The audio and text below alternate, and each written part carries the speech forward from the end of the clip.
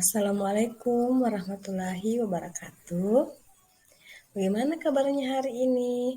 Mudah-mudahan kita semua sehat ya dan dapat belajar dengan baik.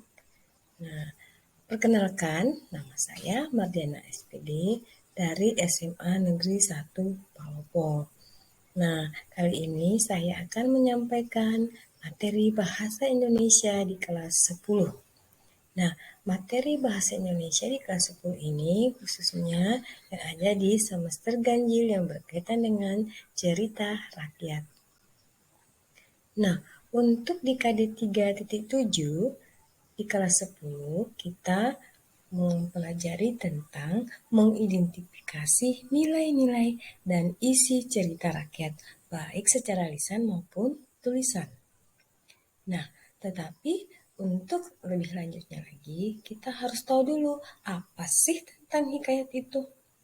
Nah, hikayat itu merupakan karya sastra Melayu klasik yang disampaikan secara turun-temurun dari mulut ke mulut, yang mana hikayat ini memiliki sifat yaitu anonim maupun bersifat istana sentris.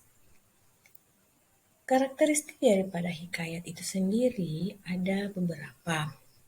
Nah, yang pertama itu ada yang disebut dengan kemustahilan.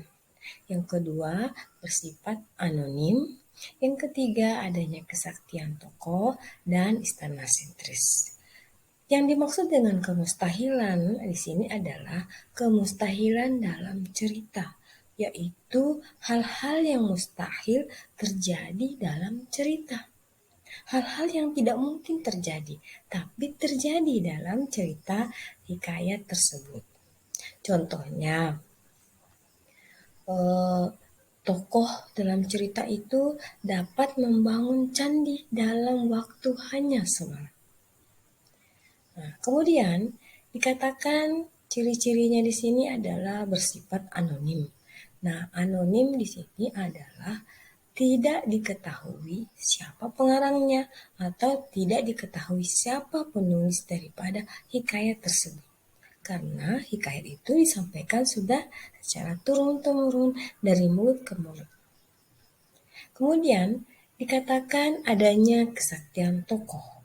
Nah, kesaktian tokoh di sini tokoh dalam cerita memiliki kesaktian. Contohnya, tokoh dapat mengalahkan atau melawan lebih dari 2 orang, bahkan 10 orang. Nah, berikutnya yang keempat bersifat istana sentris. Istana sentris di sini yang dimaksud adalah cerita rakyat jenis hikayat itu kisaran ceritanya berkisar di lingkungan istana atau lingkungan kerajaan, atau juga dikatakan berpusat pada lingkungan istana. Nah, kemudian karakteristik daripada bahasa yang digunakan dalam hikayat. Karakteristik atau ciri-ciri bahasa. Kaidah kebahasaan yang digunakan dalam cerita rakyat jenis hikayat. Nah, yang pertama adalah menggunakan kata-kata arkais. Nah, kata-kata arkais yang di sini yang dimaksud adalah penggunaan kata-kata yang sudah jarang digunakan. Sudah jarang digunakan pada saat ini. Tapi ketika zamannya sastra Melayu klasik itulah yang digunakan pada saat itu.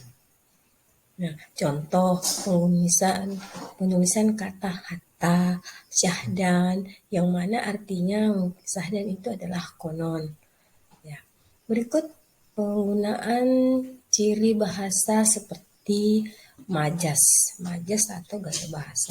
Nah, gaya bahasa atau majas yang umum digunakan pada hikayat itu seperti majas antonomasia, majas simil, majas personifikasi, majas metafora, dan lain sebagainya.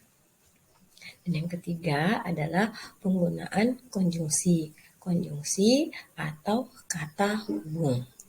Nah, konjungsi di sini untuk bahasa dalam hikayat itu menggunakan konjungsi yang berlebihan.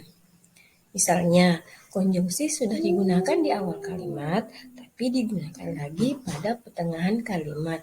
Bahkan konjungsi yang maknanya sama digunakan berkali-kali, sehingga mengaburkan maksud yang disampaikan kepada pembaca. Pembaca kadang sulit memahami apa yang disampaikan oleh penulis, dalam hal ini cerita dalam cerita rakyat jenis hikayat, karena banyaknya penggunaan konjungsi yang diulang.